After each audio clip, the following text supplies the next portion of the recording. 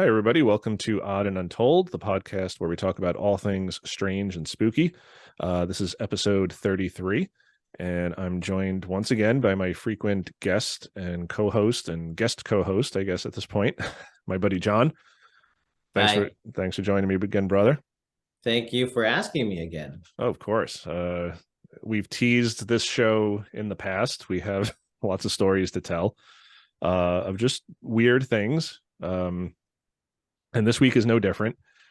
This week, we're going to talk about some high strangeness at Bantam Lake. And I've done a couple of videos on Bantam Lake so far, not my own experiences, but there was allegedly a UFO that crashed into the lake back in 2012. And I did a podcast episode on that, but I also did a YouTube video on that where on my last trip there this past summer, my father and my son and I all paddled out to the cove where this thing allegedly crashed, and has become a pretty popular video. So if you guys are interested in more Bantam Lake stuff, this is an episode for you. So we're going to talk about some weird things that John and I experienced up at Bantam Lake over the years, and we don't know what to make of them. So if you guys are listening and have thoughts, leave the comments below and let us know what you think. We're just here to tell the stories. We're not here to say what we saw definitively, just tell you what we saw.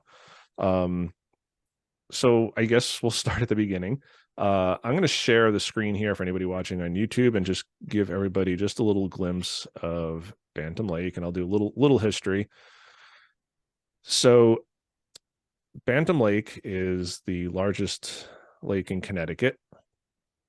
I'm zooming out here a little bit so you can just kind of see where New York City is down here. Bantam Lake is up here.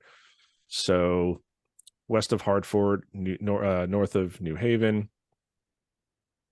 So on the lake, there's a campground called Point Folly, and my family has been camping there since I was a little kid, and we'd go once or twice a summer and camp there. And we'd always camp on this eastern side of the lake, and our campsites were probably right about mid peninsula here, where I'm circling with my cursor.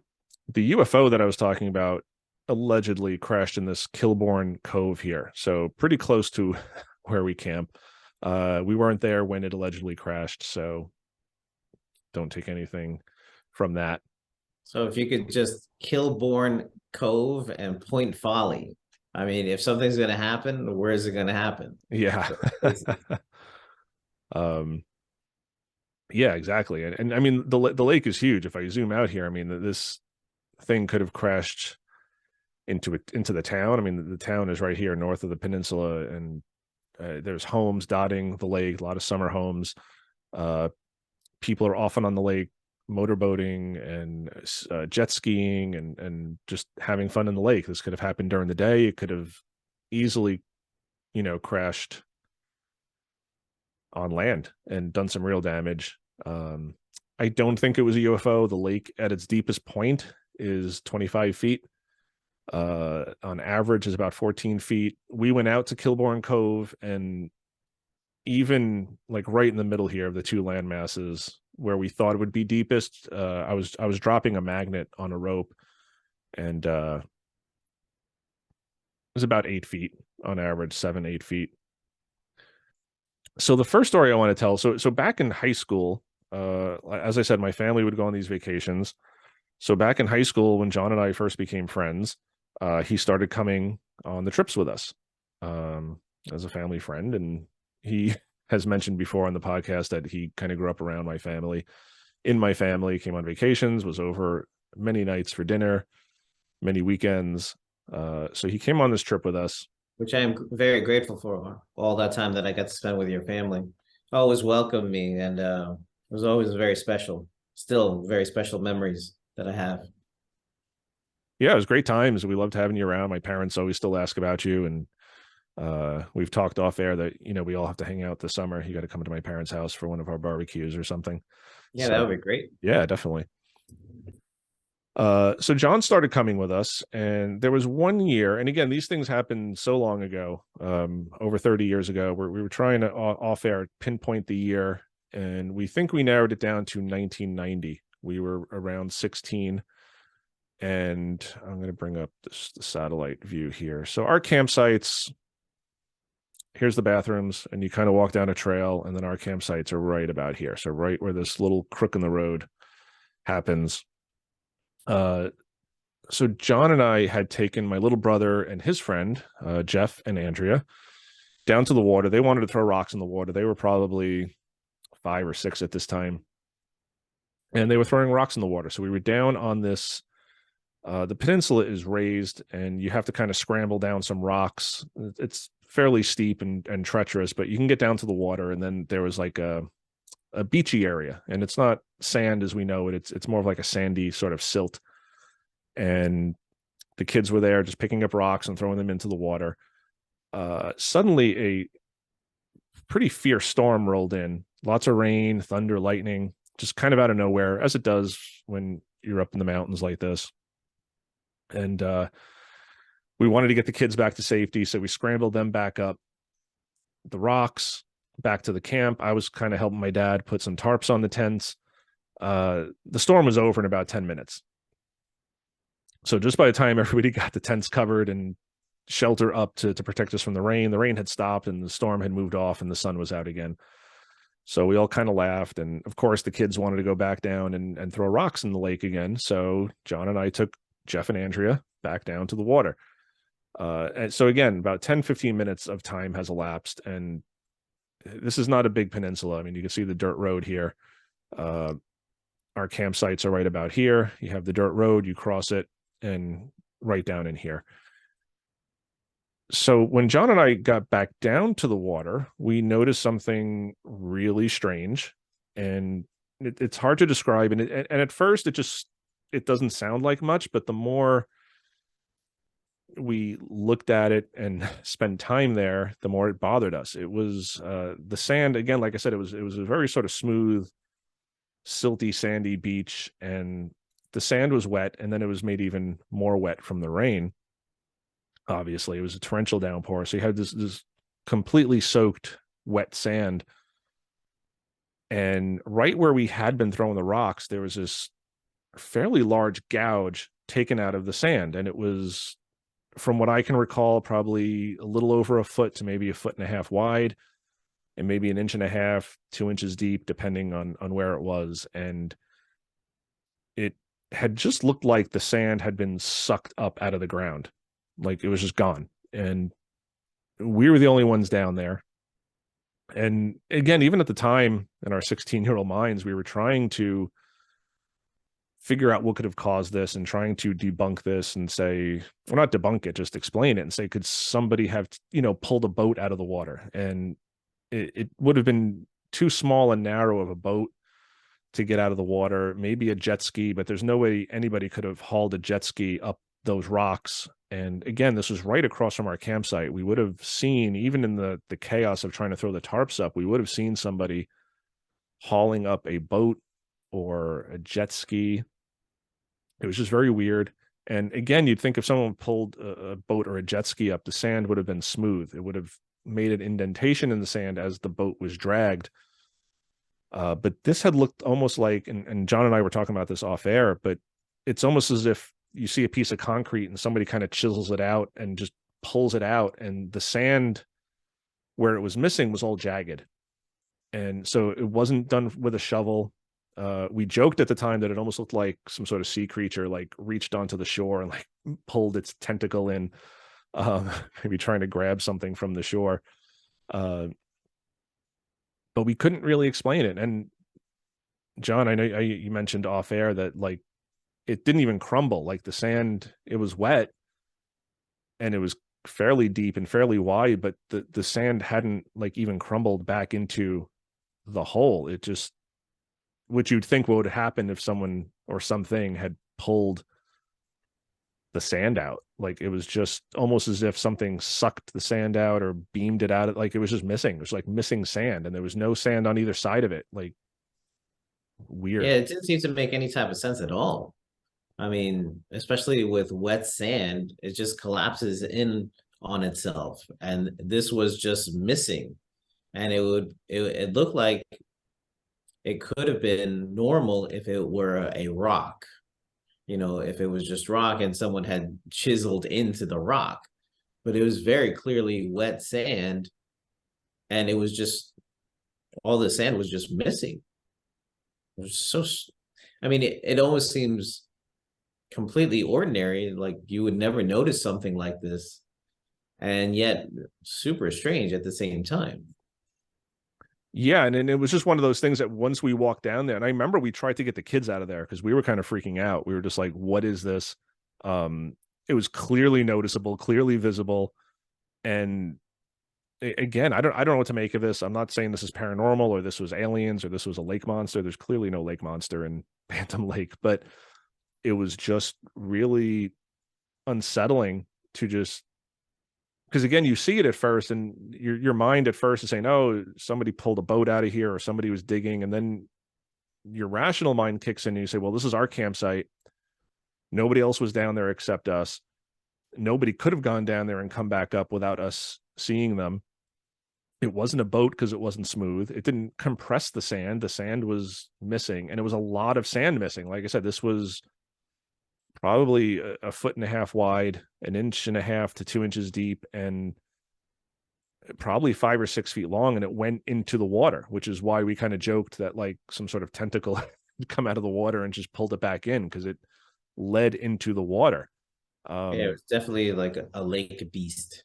Yeah, that's what it seemed like, just that it was missing. And I think we threw around the idea that like because there was a storm, like maybe lightning hit it, but a Right. lightning strike is not going to make pounds and pounds and pounds of sand wet sand disappear. And we were gone from that site for all of 10 minutes. It really wasn't a long, it wasn't hours that we were gone. The rain came in, we ran up, we were trying to throw the tarps on, the sun came out, we all kind of laughed. My dad probably didn't see the humor in it as much because those No, tarps, the tarps were huge.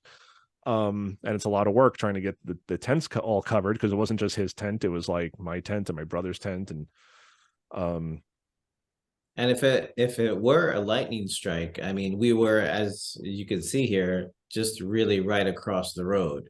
If lightning struck at that distance, that would have given us a good scare. yeah, that would have It's been not what it was.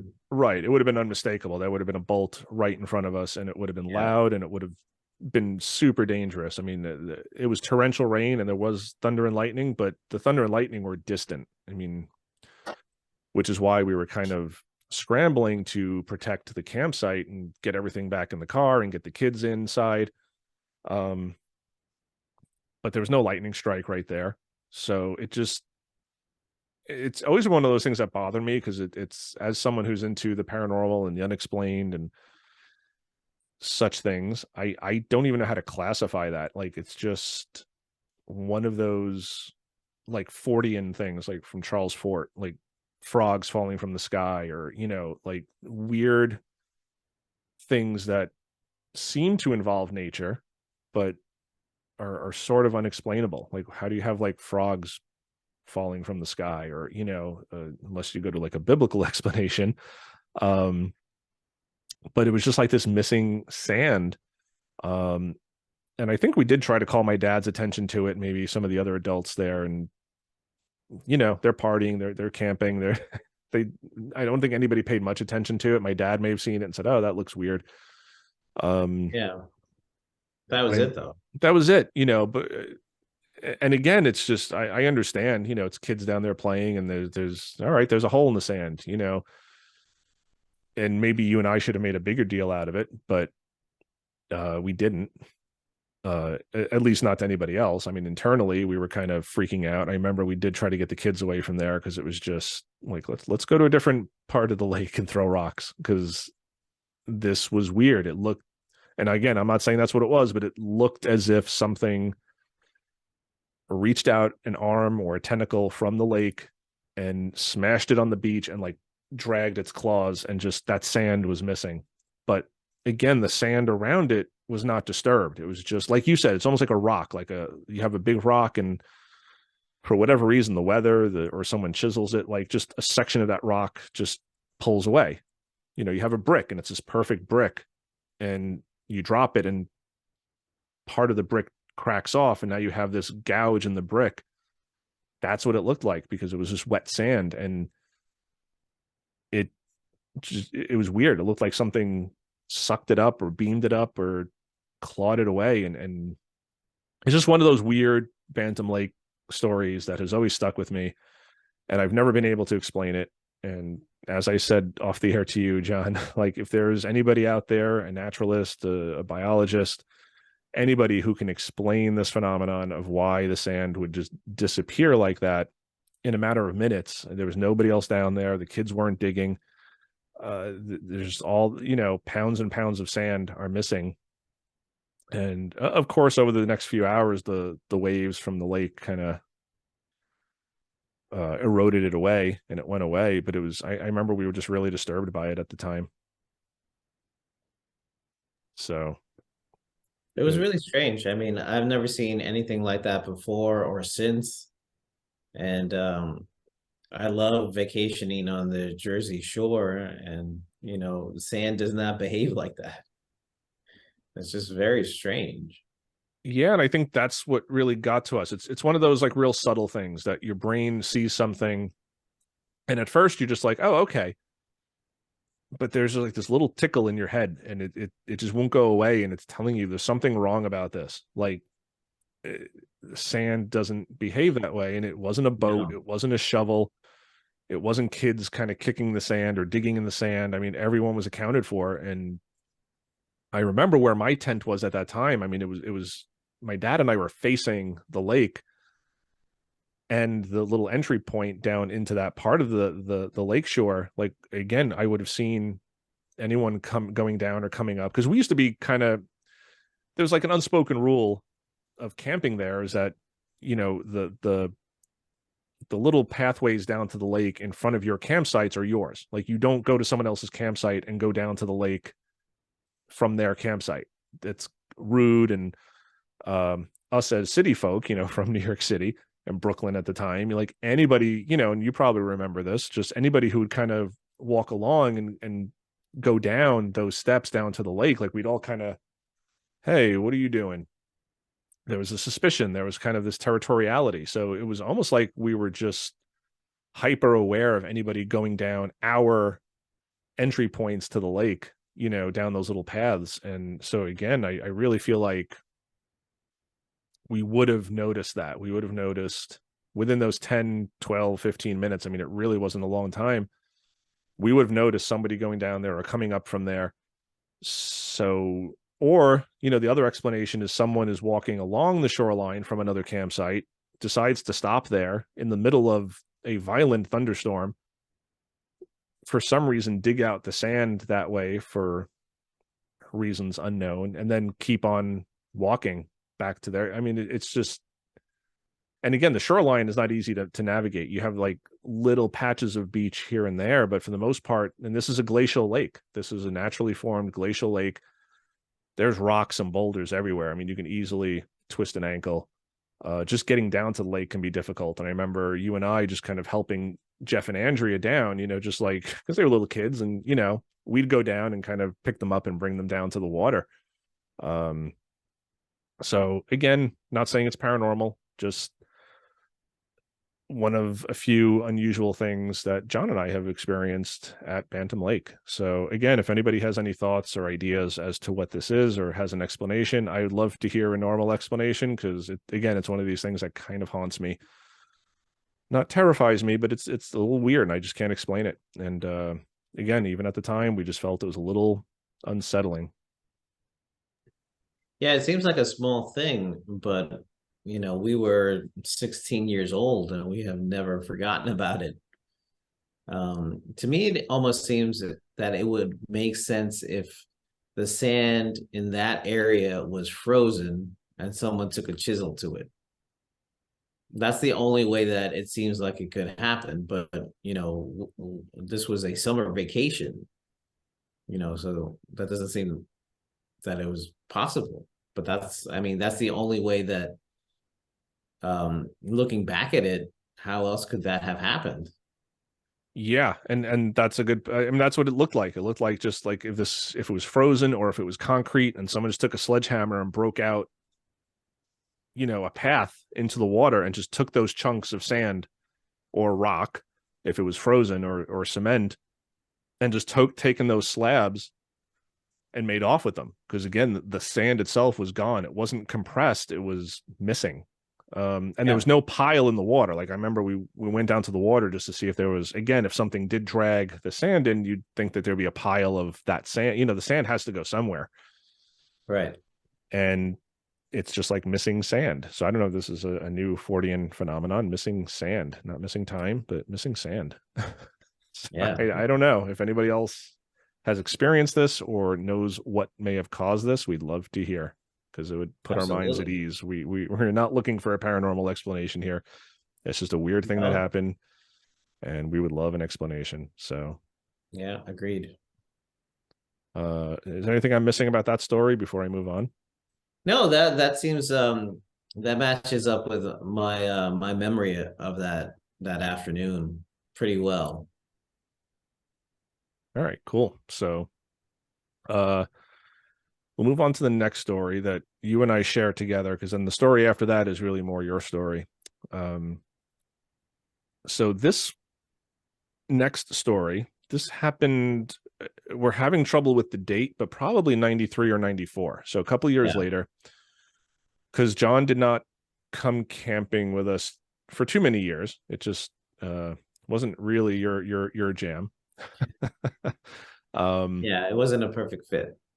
It wasn't. I have very good memories of it, spending time with you and your family, but it's not really my jam. Yeah, it's not a lot of people's jam. It's like I said, these are the bathrooms here. I'll zoom in, Yeah. and it's basically a small building that with enclosed outhouses. I mean, it's there's no running water, there's no flushable toilets. It's far from the, not far from the camp, but it's a little bit of a walk. And Yeah. I remember many a night walking up there in the dark and walking back. You know, mhm. it's an experience. It's an experience, and it's not for everybody. So I don't blame you for not coming anymore. I mean, most of my family doesn't go anymore, so it's down to like me, my dad, Neil, and Jake. Um, I did have fun when I was there, though. And like I said, good memories and some strange ones, as we were talking about. yeah, it was great times, but you did not come for many years. So again, we can kind of pinpoint when these things happened. And again, the first story I only know because Jeff and Andrea were little. They were 5 or 6. So Yeah. we're 9 years older than they are. So that puts us at 15, 16, maybe 17, but I don't think we were even that old. I think we were probably around 16. Yeah, I think so. But this next story was, I believe, was maybe one of the last times you came, because again, we were talking off air and we had said that the group that we had gone with, it was a bunch of different families and my cousins, and that group had kind of dwindled. And Yeah, we had 3 campsites, I think, at the beginning. So it was like we covered a vast area. right, it was like 3 big campsites, which Yeah. funnily enough, we still get all 3 just to have privacy. Oh, Yeah, it's just like yeah, the 4 of great. us. It's just me, my dad, Neil, and Jake, and we still, Yeah, there's a tree line that goes around. right. So it's kind of enclosed and it's nice. But back then, I mean, it was like a shanty town, because we had so many families coming and their kids and their friends, and it was like a little shanty town, back in those days. But this next story happened towards the later years when, people were starting to get married, people were, getting too cool for it, and the kids were getting older, they didn't want to come anymore. Some of the, like, I know my mom kind of dropped off. She was done with camping and using the outhouse and not showering for 3 or 4 days. uh so the next story, it was one night on the trip, John and I took a walk down to what we call the Point. And again, Point Folly is Point Folly, and it's a peninsula. And so the southern tip here they call the Point. And there's campsites back here, but there's this little uh more open stretch of land here, and it's really nice. Some people come out here and sunbathe, and there's a beachy area right here. It's hard to see in the satellite image, but there's a beachy area right here, and there's some big rocks. So one night, John and I came down here just to kind of get away from the campfire and the music and the adults. Uh, and we were sitting on the rocks, and we noticed a red light and it was out in this general area here. So out to the east, we couldn't tell how far away it was, but it was just a solid red light, kind of a little bit above the horizon. And when I was a kid, and even when John first started coming, the area around Bantam Lake was really not very well developed. I mean, there were homes, and there were little, it was a little town. And as time had gone on, as things happen, progression happens, and the town got built up. So there was more and more light pollution. And we could see the stars less and less. And we had seen this light, and we said, oh, it looks like somebody built some sort of radio tower or antenna, because all we could see was this red light, and it was a little bit above the horizon, and it just looked like any typical antenna, just with the red light on there to sort of warn off aircraft. And John and I were sitting down here at the point talking and just watching this light, and it wasn't moving again, which is why we thought it was an antenna. And we were just talking about the things we talk about, probably music and girls and whatever teenagers talk about. And after, I forget how long it was, but it was probably anywhere between like 25 and 45 minutes. It was a long time. The light, which was stationary for on average about a half an hour, starts moving north. And we noticed it, and we said, okay, that's weird. Now this light is moving. And Yeah, again, we it's noticed it immediately. It was immediately very strange. right, because we're watching this and we're kind of complaining about modernization of the small town. Because again, we're from the city where, we light pollution galore, and buses and subways and trucks. And it was nice for us to get up there out of the city into the country and just see the stars and enjoy the nighttime sounds of crickets. And now you have things getting built up, and now there's this huge antenna out there and this big red light, and that sucks. And half hour later the light starts moving. So that freaked us out. And we're, again, not jumping to a UFO explanation. We're No, looking no. we're looking for running lights. We're looking for the navigation lights. There were no white lights on this. There was no red and green. It was just a very bright red light. Like I said, it looked like an antenna that wasn't even that far away. Again, it didn't look like it was necessarily on this shore right here, which is Marsh Point, but a little bit beyond that. So what is that road? Allen White Road. So maybe out that far. We just thought it was an antenna. So John and I get up and we start following this thing because it's moving north, and our campsite is north. So we're heading back to our campsite, and we're walking along the dirt road, and this thing is just moving north, north, north, north. And as John had said off, to a jog at one point. Yeah, we broke into a jog because we're trying to run along this dirt road, and there's trees along the shoreline here. So you have trees, you have a break in the trees, you have trees, you have a break in the trees. So we're trying to follow this thing before we made it back to camp. And this is not a long way here. This is a small building, and we were down here. And I mean, at a normal pace, this is maybe a 5-minute walk, if that. Yeah. I mean, not even that's at a leisurely pace from the point to our campsites over here. But yeah, we broke, we were just walking a little faster, breaking into a sprint. By the time we got back to the campsite, the light had passed this camp here, Camp Hope, and gone way up here into like Litchfield. So again, it was just one of those things, and nobody else had seen it. Everybody else was around the campfire. Again, there weren't many other people there that night anyway. The herd had kind of thinned out at that point. So no one else had seen it, but we told people when we got back, we saw this light, and we watched it for a good 20, 30 minutes, if not more. And again, there was no cell phones back then. There was no, we didn't have cameras on us, or I don't even think we had watches. I didn't wear a watch back then. So I don't know. No, me neither. But it was a long time. I remember we had like a lengthy conversation, and we watched it for a while. And it wasn't just a plane coming towards us that then veered off. We heard nothing. There was no engine sound. No sounds at all. Which again, up there, it's fairly quiet. It's not the city, but even in the city, you see a light, you'll hear a sound. even if the plane is really high up. And this did not look to be high up. It did not look to be too far away.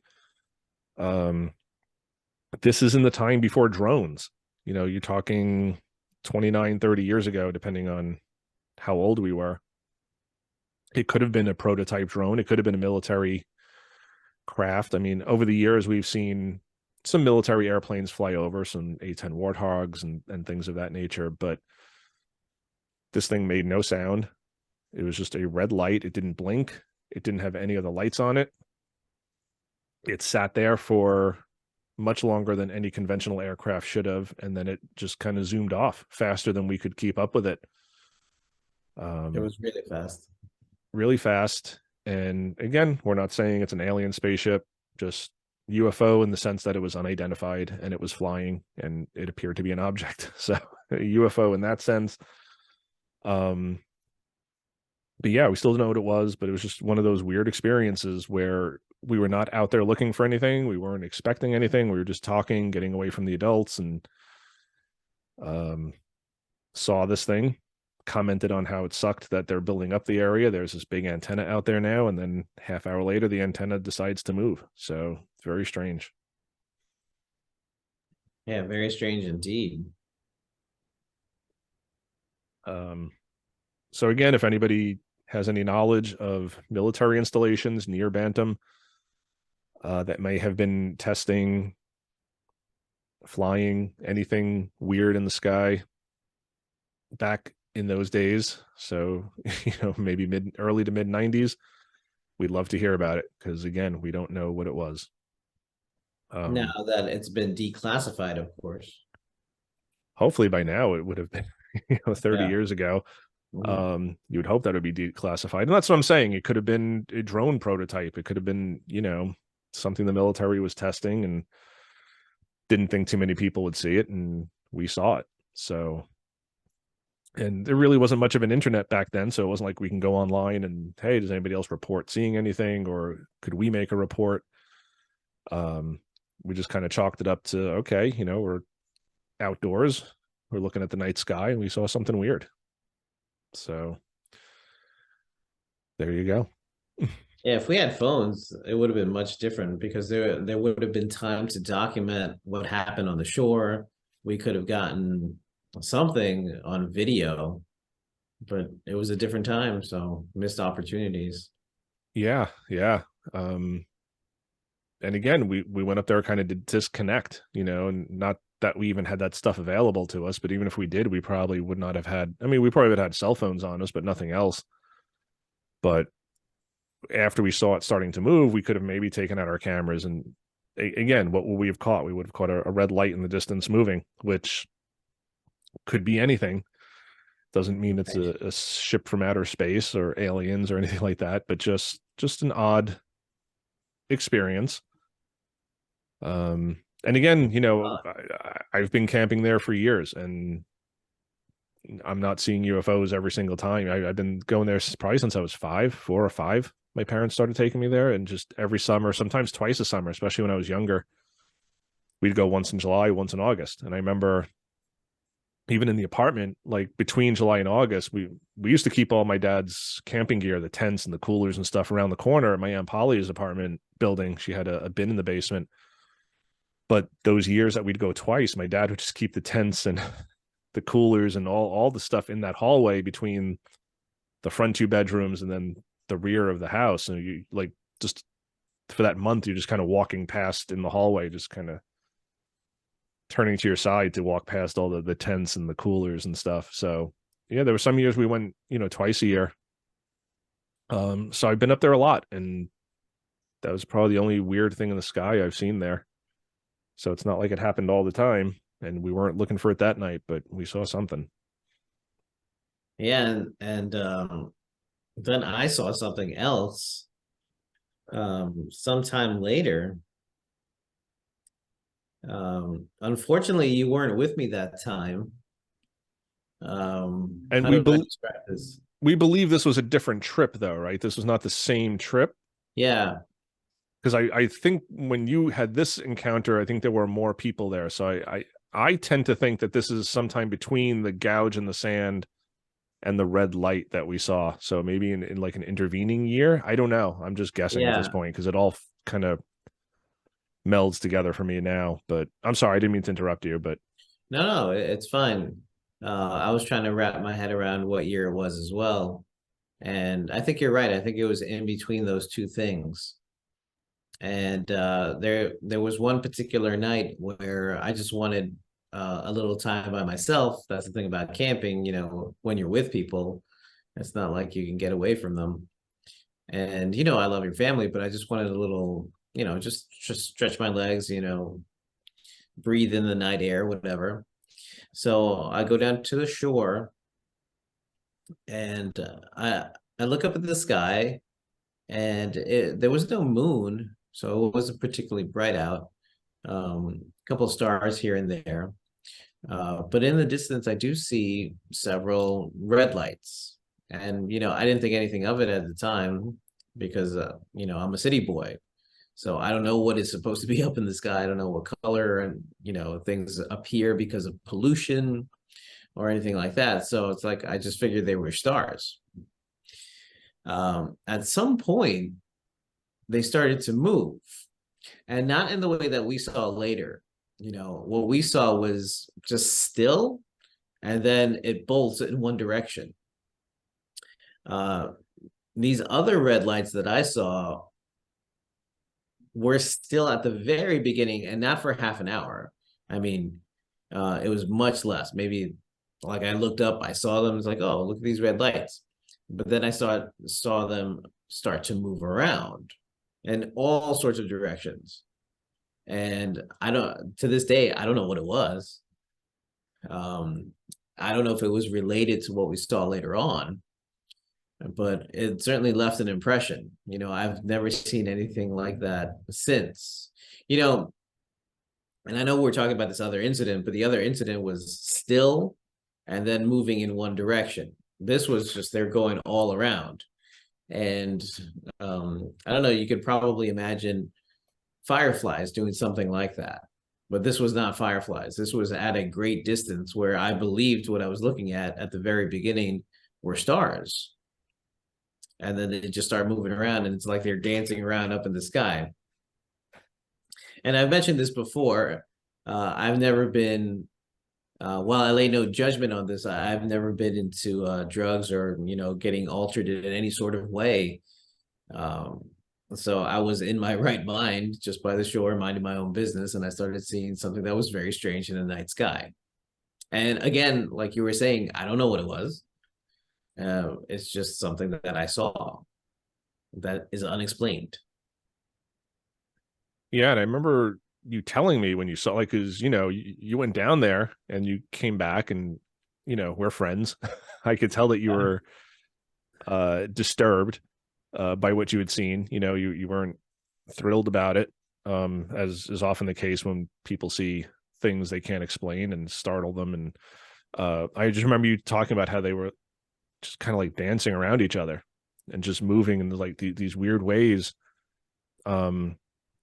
And again, I mentioned earlier, like when we first started going up there wasn't much light pollution.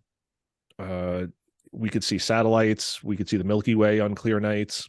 Most of the times we went up there, we did not have a full moon. Yeah, I Just remember we talked about that when we were there. yeah, there was only a couple of rare occasions that we did go up there, and I don't know if you were there for any of those times. I don't recall you No, being there because when there was a full moon, because again, back then it would be very dark. Now, I mean, I was just up there last summer, and there's so much light pollution. It's better than here in the city, but it's not like it used to be. It used to be able to see like just you could see the Milky Way. You could see, like I said, you'd see satellites. You'd see shooting stars every 30 seconds up there. It was just so dark. And when there was yeah, a full moon, all of that was entirely new to me. I had never seen something like that. So that's when I saw them originally, I just thought, oh, that's just something I'm not used to seeing. And then they started moving around, which like I thought to myself, well, I don't know if that's even possible. I don't know what I'm seeing.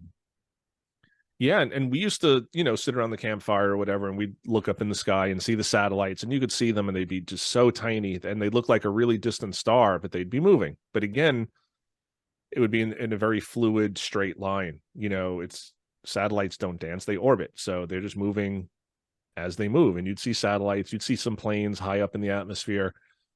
Again, we'd see a lot of shooting stars. You just see the streaks. Which again, these days you can still see, but it's not like it was 20, 30 years ago. I mean, just the light pollution, the areas around Bantam Lake have been built up, and even on the horizon now, you can see the glow of the different towns. If you stand on different parts of the lake, you can, oh, there's that town and there's this town, and you just see that glow on the horizon. And I do miss the old days because it used to just be so nice up there, and it still is. It's just you don't get the view of the sky that you used to. So for you to see something moving around like that, at night and high up, I mean, you thought they were stars. This is not something close. These are not helicopters just dancing around each other. And I remember you specifically saying they seem to almost be like chasing each other or playing with each other. They were just kind of. Do you remember how many lights there were? I know. I would say there were about no more than 5. So I mean, I guess that's a lot. Yeah. With.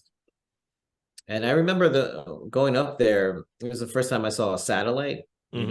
Showed me what that a satellite was going by, shooting stars. I mean, I'm like a big time city boy. I had never seen those things before. So innocently looking up, that's what I thought at first, and then they just started moving around and seemingly sort of interacting with each other. And I didn't know what it was. I didn't know what I was seeing. So of course, I told you, which is what I do. I see something strange and I tell you. And later on, you could usually tell me what it was, but at that point, you didn't know what it was either. Yeah, and I still don't. I don't know what they could have been. Did you see them fly off, or like how did your experience end? Like you saw them, they were still, then they started kind of dancing with each other, and then do you remember how that ended? They basically sort of faded away. So there was a light. I mean, they were definitely not close. It wasn't helicopters or anything like that. They were off at a great distance, and I thought they were stars, and I could see that they were moving around, interacting with each other, and then they sort of just faded into just the night sky. And that's when I came back up. Yeah. Yeah, very, very weird, very interesting. Again, even that other red light we saw, I'm open to that being like a drone or a military craft because it seemed to do things that, we can do here, as far as hovering and then flying off in a straight line. And it wasn't it moved fast, but it wasn't like warp speed. It wasn't, some people have a UFO experience and they say they see something and it's hovering, and then boom, it just, blink of an eye, it shoots off and it's gone. Like that's not what we saw with that red light. It moved quickly. Right. I would say faster than a plane, but not inhumanly fast. Just faster than a commercial aircraft would typically fly, I would say. But what you're seeing, if it's that high up, because again, the red light we saw seemed distant, but not, there would be no mistaking it for a star. Like it was way too bright. Again, we thought it was a radio tower a mile or two away, like if even a mile or two away. Across that little bit of lake right there. Right, which half mile, maybe 3/4 of a mile tops. I mean, it just looked like a big red light on top of a radio antenna, and then it moved. What you're saying is that you kind of saw stars, which are much higher up there and probably far less noticeable by anyone on the ground. Again, most people are camping at night. They're going to be around a campfire. They're going to be talking and listening to music and maybe drinking and eating, and anybody who lives up there is probably inside watching TV. Very few people are probably out looking up at the night sky. I mean, you're down by the water. You're away from any campfire light. You had your light off, your flashlight, and you're just kind of looking at the night sky and appreciating it. Because like you said, like we're city boys, we don't get that view too often. So when we're up there, we do enjoy it. And then you see like these red stars that just kind of start dancing with each other and interacting. And again, that would be weird for any human built aircraft to do, Yeah. because that's dangerous. Yeah, I don't think that anything um artificial could make those movements. And again, fireflies, lightning bugs, whatever you want to call them, I mean, they typically hang out around our level. They don't. Yeah. And I've seen some of them up pretty high, close to treetops, but not too often. And they're not usually red. They're usually a gold color. Right. I've seen blue ones out in Gettysburg, which can be weird because you just walking through the woods at night and Yeah. you see blue lights, roaming through the woods. And here in New York City, all the fireflies are like an amber sort of color, yellowish sort of Well, I've color. never seen blue ones. That would be interesting to see. Oh, they're beautiful, but a little startling at first because you're not expecting them. And you just, you're in the dark in Gettysburg and you see something, blue light moving through the woods. You're like, oh man, what am I seeing? That's awesome. Yeah, it was really cool. Then you're like, oh, it's just, it's a firefly, but it's blue instead of yellow like we have here. So, but I've never heard of red ones, and to be that high up just seems weird.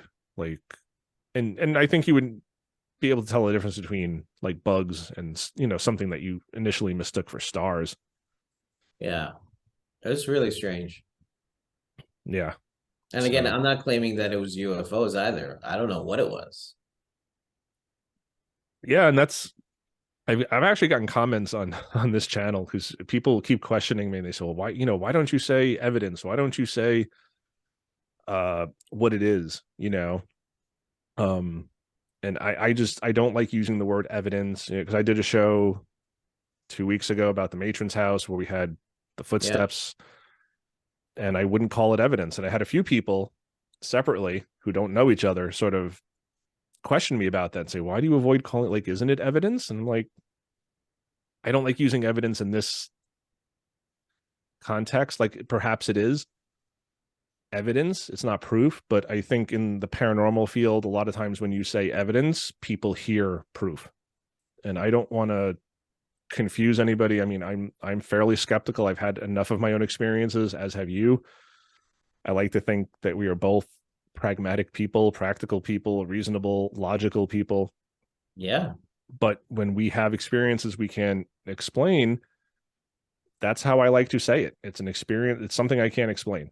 I can't currently explain it. I'm never going to say I saw an alien spaceship, or I saw a ghost, or I saw Bigfoot, or I saw whatever. Like, I just don't know, unless I have that experience where a flying saucer lands and the alien beings come out and take me on their ship and say, welcome to our UFO. Like, I'm not going to say that that's what I saw was a UFO in the traditional sense. Again, unidentified, yes. Flying, yes. Object, yes. It's a UFO in that sense, but not in the sense that most people take it as, is, oh, it's UFO equals alien spaceship. I don't know what it was. It could have been a military craft. It could have been an experimental drone. It could have been any number of things. Same thing with the gouge in the sand. It could be a completely natural phenomenon that we just don't know about because we're not smart enough. We're not marine biologists, or maybe just scientists in general don't know about it yet. Maybe it's just a naturally occurring thing that we just haven't documented yet. So it doesn't necessarily mean there's anything paranormal, but it's just it's a weird experience. It's strange. Yeah. Proof is it seems like such a dangerous word in this field. I mean, proof sounds more like math. It sounds more like science. With this, proof of what? You know, we've had strange experiences. We've seen strange things, heard strange things, and we don't know what they are. It's just something that happened to us. Right. And it's all anecdotal at this point. It's even if we did have, like I said, even if we did have video of that red UFO, if we did have cell phones back then, what do we really have? We have video of a red light. that could be any number of things, because it's nighttime and it's the contrast, and it's doesn't matter how much you zoom in, it's a red light against a black nighttime background. The footsteps that I put in the episode 2 episodes back, it's just footsteps. And I can swear up and down that we were the only people in that building, but any objective observer is going to say he could easily have faked that. He could easily have been hoaxed. Like maybe there was somebody hiding in the building. Maybe so. And I don't know. Maybe there was somebody hiding in the building. For all I know, there was nobody else in there. We searched the building. We were locked in. But that's just my word, and I'm just some guy on the internet. So is it proof? No, of course it's not proof. It may be proof to me. It may in my heart of hearts, I can say, hey, that was an unexplainable experience for me. That's proof enough for me, but I can't convince anybody else of that because they're going to poke holes in it, and rightfully so. Right. And same thing with these experiences. It's I'm not saying they're paranormal. I'm just calling them high strangeness because they're just weird things that happened that you and I can't explain. I don't know what to make of them. The sand thing, I don't even know how to categorize that. The other two, you can put it in the UFO category just because they're unexplained. And they're flying. Something flying around up in the sky. Right. Unidentified, flying in the sky objects. So not saying they're alien, but maybe military, maybe natural phenomena we don't understand yet. Maybe. Yeah. If we had to classify them, I would say the first one, perhaps military. The second one, some natural phenomenon that we don't know. Right. Know about. Yeah. Earth lightning, ball lightning. There's all sorts of things that we know to exist, but that are very hard to replicate. They're very rare phenomena. They're very misunderstood phenomena because we just haven't observed them enough yet to sort of say, okay, this is definitively ball lightning, or and again, it may be not ball lightning, but something along those lines of, like you said, a natural phenomena that we just don't understand yet. So, but the experiences that we have had haven't been replicated. They've all been unique, even if they are like red lights in the sky. They're doing different things. The only thing I think that consistently happened, we talked about in a previous episode, in episode 20, when we were talking about your guest room or your grandparents' guest room, where several things happened to several people. But everything else is actually pretty unique, unexplained, odd. And we're not saying that it's UFOs or paranormal. It's just we can't explain them. Right. And again, there are experiences that we wouldn't have had if you and I had stayed at the campfire that night and didn't go down to the point. We probably wouldn't have noticed this. Yeah. Same thing with you going down to the water. If you didn't go, need a break from, because again, at that point it was a large group. They're probably playing the radio, probably, tunes that we weren't really into. And you were just kind of saying, hey, I need 10 minutes just by myself. And if you hadn't done that, you wouldn't have seen what you saw. Same thing for the sand gouge. If we could have not been throwing rocks at that moment. We, maybe after the storm, the kids said, hey, we don't want to go throw rocks anymore. Now we want to go play Frisbee. And by the time we did go back down to that part of the beach, whatever was there would have eroded away. We never even would have noticed it. It's really just by chance. I mean, that these things have happened to us, I would say, especially in Bantam Lake. And you're right. I mean, had we stayed by the fire that one night, we might have never seen that because we never saw it before or since. Right. And the same thing with what I saw. Have never seen that before or since. So completely by chance. Yeah. Like I said, just doing something a little bit differently or a little bit earlier in the night or later in the night or the next night or the night before could have totally changed those experiences. So, and they were all fairly, my experience was fairly quick. When we both saw that red light, it was up there for a while. Yeah. That was odd. And then it moved off fairly quickly, but it was there for a while. We had a long conversation. God knows about what, but we had a long conversation about something. Right. I like to think we were talking about, Ronnie James Dio. I don't know why. Yeah, exactly. But Yeah, Holy that's diver. that's. I hope that's what we were talking about. I'm sure we were. Rainbow and Black Sabbath, and good stuff like that. Dehumanizer probably just came out shortly before Oh that. yeah, Dehumanizer. What a great record. So underrated and just way ahead of its time. Oh yeah. Magnificent record.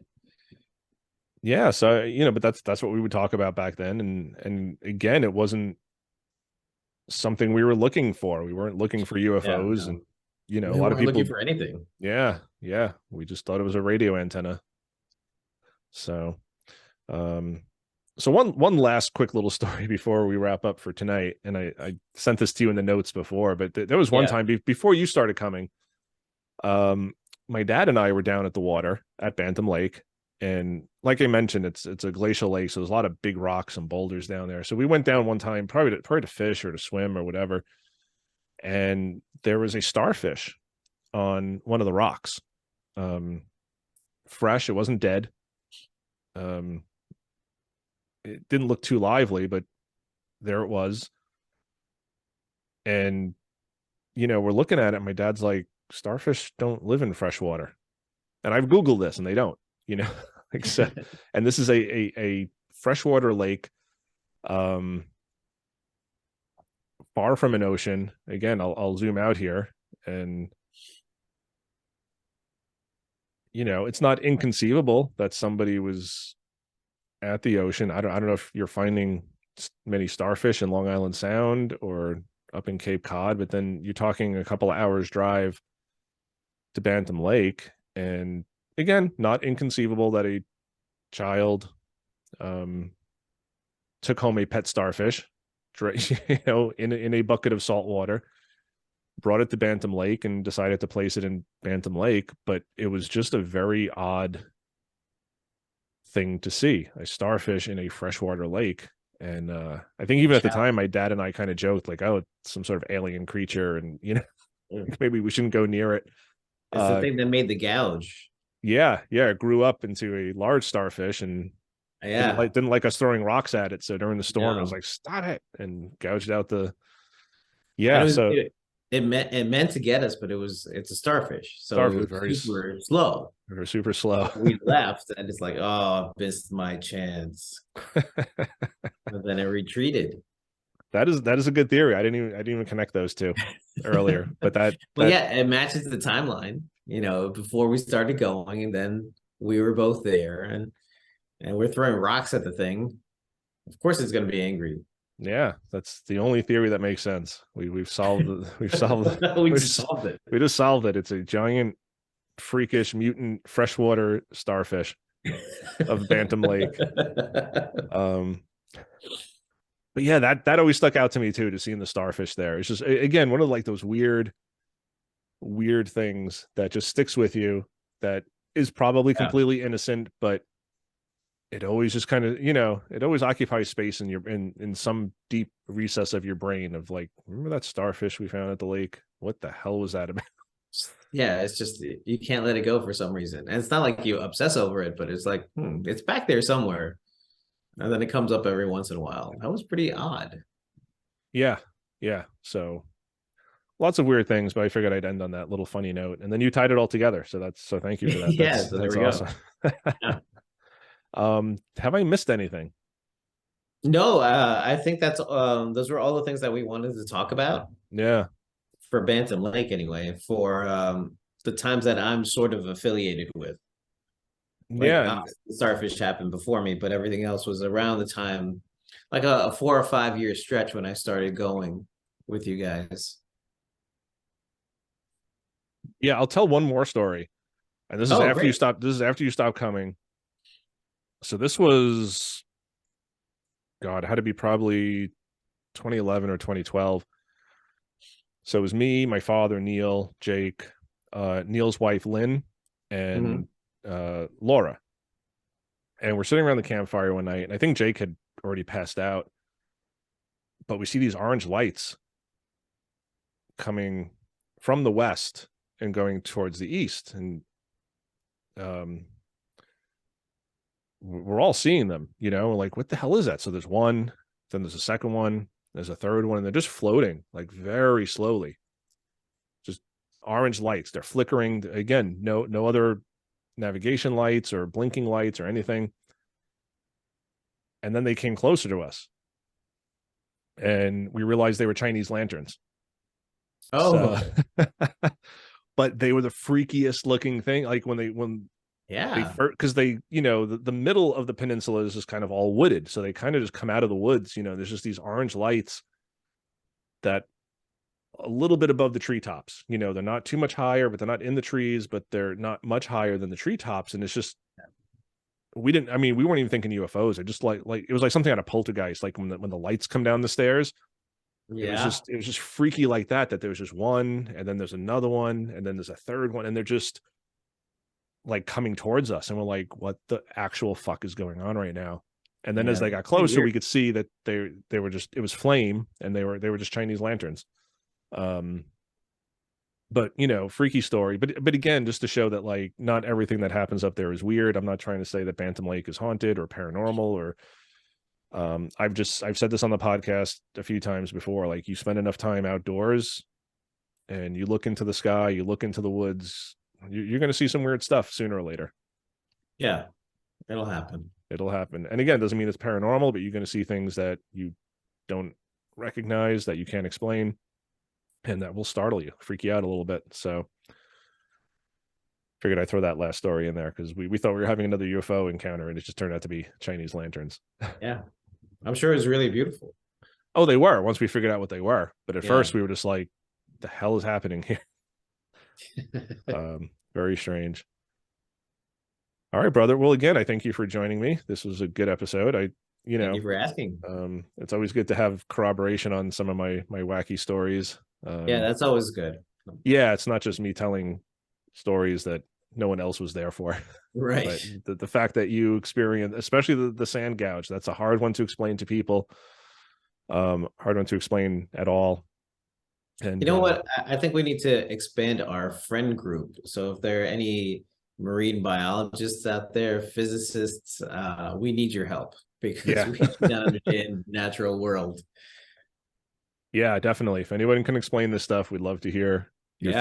theories or your explanations. If you can definitively tell us what that was, we'd love to hear it. Again, the lights, probably not. I'm guessing that's subjective, but the sand thing, if anybody knows what that is, we'd love to hear. Yeah. Oh, and ball lightning. If I could ever see ball lightning, that would make my year, my decade. I've been reading about that for years, and to actually see it would be something. Yeah, yeah, So, definitely. All right. So I think we're gonna wrap up here. But all right. thank you again, brother. We'll do more shows. Yeah, I absolutely. want you on again. We got more stuff to talk about. And but yeah, I appreciate you coming on and Thank you. reminiscing. And we It's been will talk. fun. Yeah, Yeah. definitely. And we'll talk All right. soon. All right. Take All care, right, man. brother. Take care. Bye. Bye. All right. I want to thank my friend John for coming on once again, guest hosting with me and sharing some stories that we experienced together up at Bantam Lake. Definitely weird stuff. Again, high strangeness. Not sure it's paranormal. Not sure that the UFOs are alien spacecraft. Probably drones, maybe natural phenomenon. What do you guys think? Leave the comments below. Some shout outs.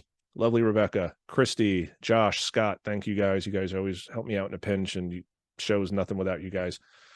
Stephanie, Lori.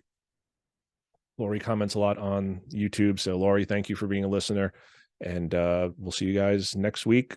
Hopefully, next week I have the on location show. We didn't go this week because the weather conditions were terrible. I'm recording this on February 3rd, and it is very cold here in New York City, but upstate New York, the wind chills are insane. I think up in the Adirondacks and the high peaks, like up on Whiteface Mountain, it's like negative 71 degrees wind chill and like negative 40 just regular temperature. So Josh and I postponed our camping trip for this week. We're going to go next week, and hopefully we have a nice campfire chat podcast for you guys. So until then, stick around, have a great week, everybody, and rock and roll.